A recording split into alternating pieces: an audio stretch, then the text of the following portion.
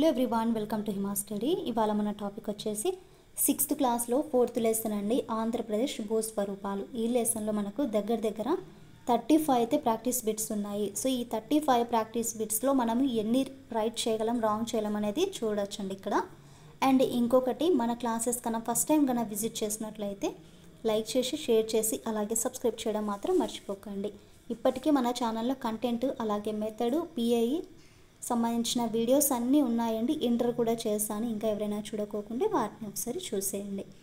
కింద మనకు మన వాట్సాప్ ఛానల్ లింక్ అనేది ఉంటుందండి. యూట్యూబ్ ఛానల్లో ఉంటుంది కదా, ఆ లింక్ని మీరు ట్యాప్ చేయడం వల్ల ఎనీ ఇన్ఫర్మేషన్ ఏదైనా సరే అండి నేను దాంట్లో అయితే సెండ్ చేయడం అయితే జరుగుతుంది. ఇన్ కేస్ ప్రాక్టీస్ బిట్స్ కానీ, లేకుంటే టెక్స్ట్ బుక్ కానీ, ఇలా ఏదైనా కానీ మీకు అక్కడ ఫాలో చేయడం వల్ల నేను సెండ్ చేస్తానండి. అలాగే నిన్న వచ్చేసి నేను గ్రూప్లో ఒక ఫోన్ నెంబర్ అయితే పెట్టానండి. వాళ్ళ దగ్గర అయితే మనకు కంటెంట్కి సంబంధించిన టెక్స్ట్ బుక్స్ అయితే దొరుకుతున్నాయి. అంటే జాగ్రఫీ ఓన్లీ జిరాక్స్ మాత్రమే ఉందంట. అండ్ హిస్టరీ అలాగే పాలిటీ వచ్చేసి టెక్స్ట్ బుక్సే ఉన్నాయి. ఎకనామిక్స్ ప్లస్ జాగ్రఫీ ఒకటి అయితే టెక్స్ట్ బుక్ ఉంది, మిగిలినవన్నీ జిరాక్స్లు ఉన్నాయండి. సో వాళ్ళ యొక్క అడ్రస్ వచ్చేసి అనంతపురం. ఇంకెవరైనా అక్కడ మీ రిలేటివ్స్ కానీ లేకుంటే మీరుంటే కానీ వాళ్ళకి కాల్ చేసి బుక్స్ అయితే తెప్పించుకోండి. నెక్స్ట్ వీడియోలో అయితే చాలా ఇంపార్టెంట్ మన అందరికీ. కంటెంట్ నుండి మనకు 40 మార్క్స్ అయితే ఉన్నాయి కదా అండి. అంటే మనకు 80 క్వశ్చన్స్ ఇస్తారు. అండ్ మెథడాలజీలో కూడా 20 మార్క్స్, 40 క్వశ్చన్స్ అయితే ఇస్తారు కదా. సో ఆ 40 క్వశ్చన్స్ మనకు ఎక్కడి నుండి వస్తాయి, ఏ టాపిక్ నుండి ఎన్ని బిట్స్ రావడం అయితే జరుగుతుంది, వాటన్నిటికీ కంప్లీట్గా ఒక వీడియో అయితే చేస్తానండి. మనందరికీ కూడా చాలా యూజ్ అవుతుంది. అంటే మనకు బోధనా పద్ధతులు కానీ, బోధన ఉపకరణాలు, వనరులు ఇవన్నీ ఉన్నాయి కదా. ఆ టాపిక్స్లో చాలా ఇంపార్టెంట్ అయిన టాపిక్స్లో ఎన్ని మార్క్స్ రావచ్చు అనే దాని గురించి అయితే నెక్స్ట్ వీడియోలో అయితే మెథడాలజీ గురించి అయితే వీడియో అయితే చేస్తానండి.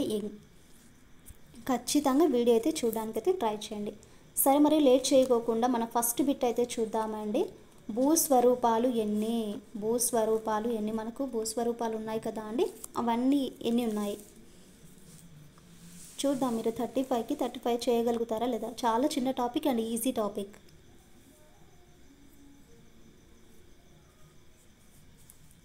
సెకండ్ ఆప్షన్ 3 రకాలు. సెకండ్ క్వశ్చన్, ప్రథమ భూస్వరూపాలు ఏవి?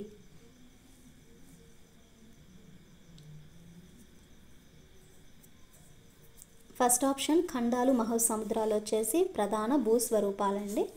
థర్డ్ క్వశ్చన్, ద్వితీయ భూస్వరూపాలు కానివి ఏవి? కానివి అడిగారు ఇక్కడ.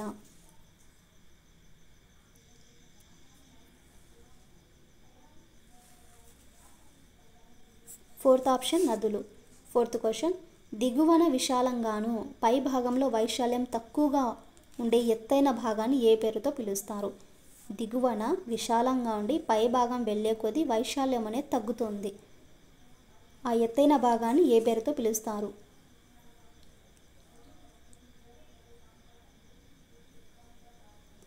ఫస్ట్ ఆప్షన్ పర్వతాలు. ఫిఫ్త్ క్వశ్చన్, ఎత్తుగా ఉండి ఉపరితలం సమతలంగా ఉండే ప్రదేశాలను ఏ పేరుతో పిలుస్తారు? ఎత్తుగా ఉండి ఉపరితలం సమతలంగా ఉండే ప్రదేశాలను ఏ పేరుతో పిలుస్తారు?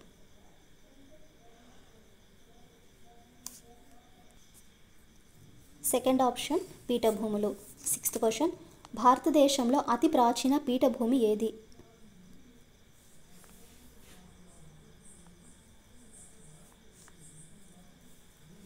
థర్డ్ ఆప్షన్ దక్కన్ పీఠభూమి. సెవెంత్ క్వశ్చన్, రాయలసీమ ఏ పీఠభూమిలో కలదు?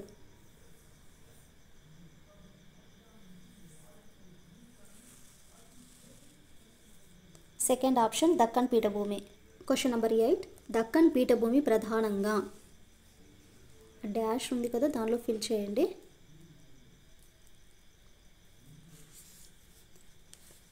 ఫస్ట్ ఆప్షన్ లావా పీఠభూమి. 9th, భారతదేశంలో ఖనిజాల నెలవంక అని ఏ పీఠభూమికి పేరుంది? ఖనిజాల నెలవంక.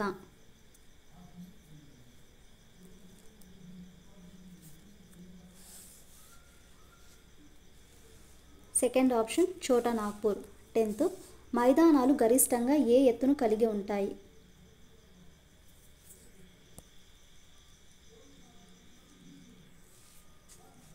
థర్డ్ ఆప్షన్ సముద్ర మట్టం నుండి 200 మీటర్ల ఎత్తులో అయితే ఉంటాయండి మైదానాలు. 11th ఆంధ్రప్రదేశ్ కోస్తా తీరం పొడవు. ఆంధ్రప్రదేశ్ యొక్క కోస్తా తీరం యొక్క పొడవు.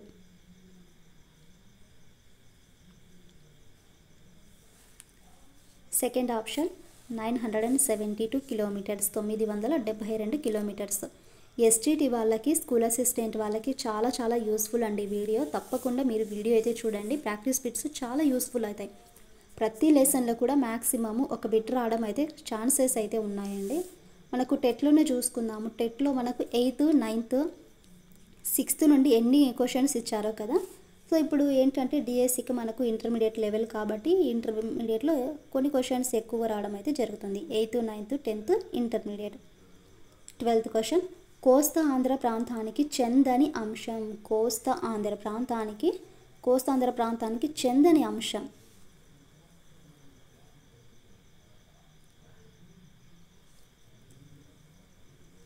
ఫోర్త్ ఆప్షన్ ఖనిజాలు, ఉద్యానవన పంటలు పండే ప్రాంతం ఏంటంటే రాయలసీమ అండి. కానీ ఇక్కడ చందనిది ఇచ్చారు కాబట్టి ఇది మనకు కరెక్ట్ ఆన్సర్. ఇవన్నీ కూడా రాయలసీమలో ఉంటాయి. రాయలసీమ ప్రాంతానికి చందని అంశం.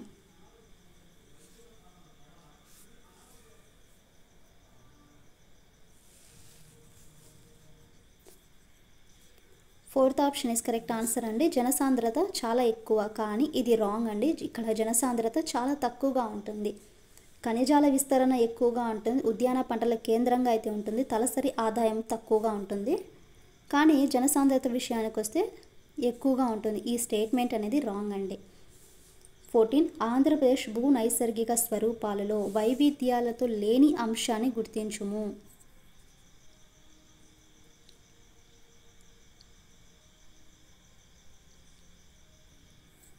లేని అంశాలు అడిగారు కాబట్టి ఇవి హిమాలయ నదుల వలన ఏర్పడిన నేలలతో విస్తరించినవి. సో ఇది రాంగ్ అండి. Fourth option is correct answer. 15 ఒక నైసర్గిక భూస్వరూపం సముద్ర మట్టం నుండి ఎంత ఎత్తును కలిగి ఉంటే పర్వతంగా పిలుస్తారు. సముద్ర మట్టం నుండి ఎత్తును కలిగి ఉండే పర్వతం అని పిలుస్తారు. ఎంత ఎత్తు ఉంటే.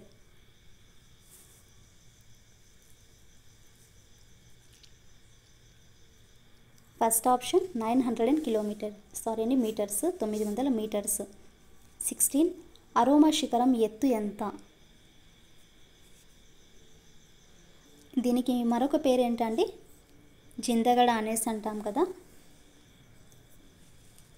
Second option is correct answer. 1690 మీటర్లు. 17 అరోమా శిఖరం విస్తరించిన ప్రాంతం.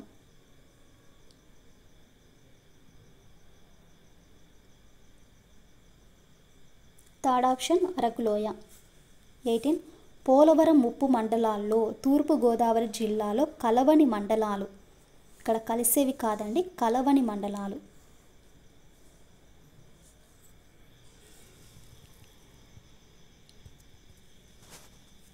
ఫోర్త్ ఆప్షన్ కుక్కనూరు, బూర్గంపాడు కలవని మండలాలు. క్వశ్చన్ నెంబర్ 19 తూర్పు కనుమల్లోని కొండలు ఏ శిలలతో ఏర్పడ్డాయి?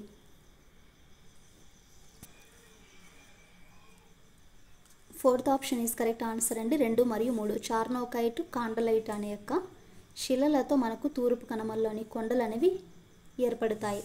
క్వశ్చన్ నెంబర్ 20 ఆంధ్రప్రదేశ్ కొండలు అవి విస్తరించిన జిల్లాలను జతపరచుము.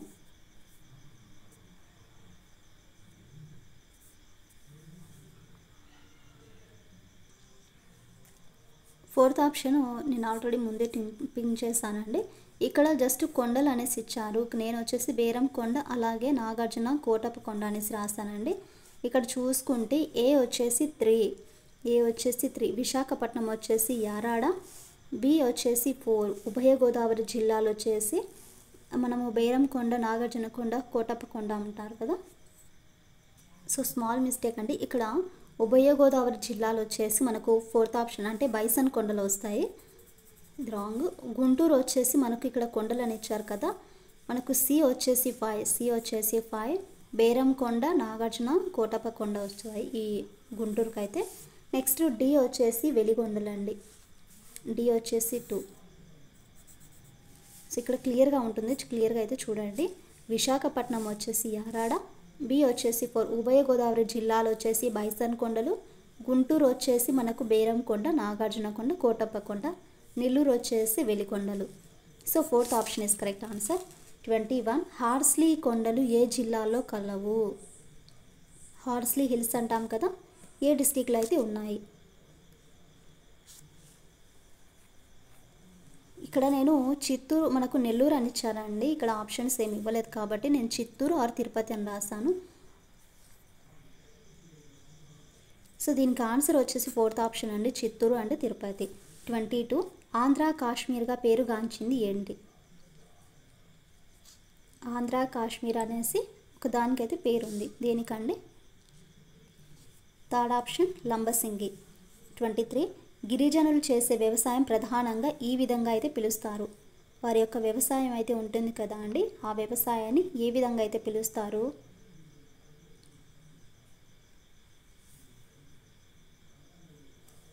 థర్డ్ ఆప్షన్ ఏబిసి అంటే పోడు వ్యవసాయము, స్థల మార్పిడి వ్యవసాయం, జూమ్ వ్యవసాయం. ఈ 3 కూడా వాళ్ళకి సంబంధించినవే అండి.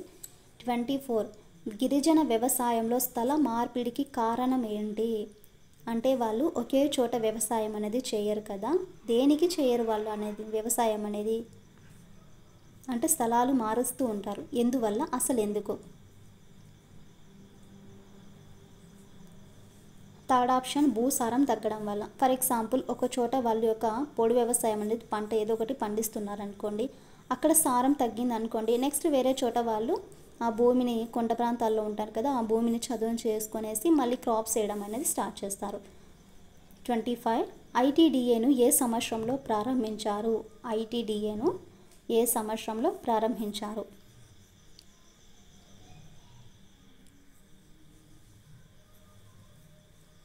థర్డ్ ఆప్షన్ 1989 ఇయర్లో, అంటే 1989లో ఈ యొక్క ఐటీడీఏ అనేది మనకు ప్రారంభించారు. 26 చెంచులు విస్తరించిన జిల్లాలు, ఉమ్మడి జిల్లాల ప్రకారం అయితే చూడాలి ఇక్కడ. చెంచులు విస్తరించిన జిల్లాలు ఏంటి?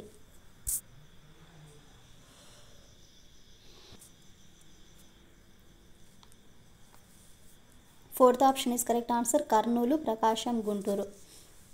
27 ఐటీడీఏను విస్తరించుము.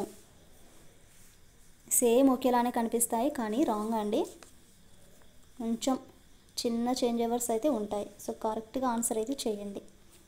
ఐటీడీఏను విస్తరించుము. Third option integrated tribal development agency. Integrated tribal development agency. అసలు మనకు ఈ ఇంటిగ్రేటెడ్ అనేది ఎక్కడ కనిపిస్తుందంటే, మనకు ఈ 1989 సంవత్సరంలో శ్రీశైలంలో ఈ యొక్క గిరిజన అభివృద్ధి సంస్థ ప్రధాని యొక్క కార్యాలయం అనేది ఏర్పాటు చేసిందండి. క్వశ్చన్ నెంబర్ 28 ఏ నేలలో సున్నం, క్షార లవణాలు అనేవి ఉంటాయి?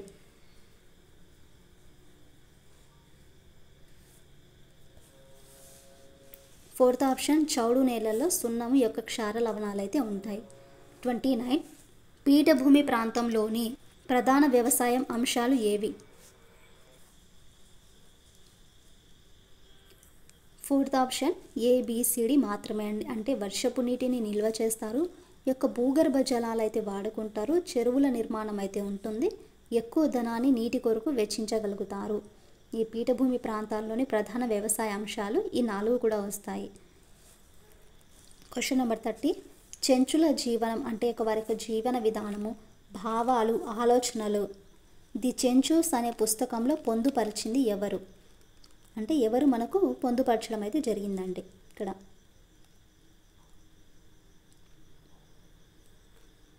థర్డ్ ఆప్షన్ హైమన్ డ్రాప్ అనే ఆయన ఈ యొక్క చెంచుల యొక్క జీవనము, వాళ్ళ యొక్క ఆలోచనలు కానీ, భావాలు కానీ ఏ పుస్తకంలో ప్రచురించడం అయితే అయిందండి? ద చెంచూస్ అనే పుస్తకంలో ఈయన పొందుపరిచారు.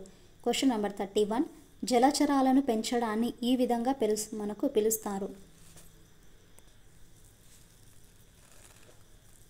Second option is correct answer, aquaculture. 32 ఓండ్రు నేలలు ఈ కారకాల ప్రక్రియ వలన ఏర్పడ్డాయి.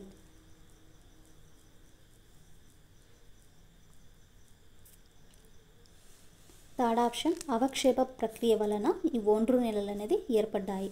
33 ఆంధ్రప్రదేశ్ కాఫీ పండుతున్న ప్రాంతం. ఏ ప్రాంతంలో మనకు కాఫీ అనేది పండుతుందండి?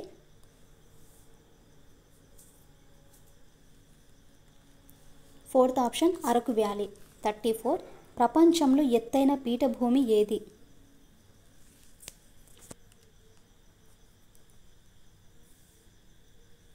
సెకండ్ ఆప్షన్ టిబెట్ పీఠభూమి. లాస్ట్ బిట్ చూడండి, ఆంధ్రప్రదేశ్ విస్తరణ. ఫస్ట్ ఆప్షన్ చూడండి, వైశాల్యం పరంగా అయితే 7వ స్థానంలో, అలాగే జనాభా పరంగా చూస్తే 10వది అండి. సో ఇవి ఫ్రెండ్స్ ఆంధ్రప్రదేశ్ భూస్వరూపాలకి సంబంధించిన టాప్ 35 బిట్స్ అయితే. అండ్ ఇంకా నెక్స్ట్ క్లాస్లో వచ్చేసి 6th క్లాస్లోనే 5th లెసన్ సంచార జీవనం నుండి స్థిర జీవనం అనే టాపిక్ నుండి అయితే కొన్ని ప్రాక్టీస్ బిట్స్ ఉన్నాయండి, వాటిని అయితే నేర్చుకుందాం. అలాగే ఖచ్చితంగా రేపటి వీడియోలో మాత్రం మెథడాలజీకి సంబంధించిన ఏ లెసన్స్లో ఎన్ని బిట్స్ రావడానికి అయితే ఛాన్స్ ఉంటుందనే దాని గురించి అయితే మాట్లాడుకుందాం. ఐ హోప్ మీ క్లాస్ నచ్చిందని అనుకుంటున్నాను. మన క్లాసెస్ కన్నా నచ్చితే please to like and share, subscribe to my channel.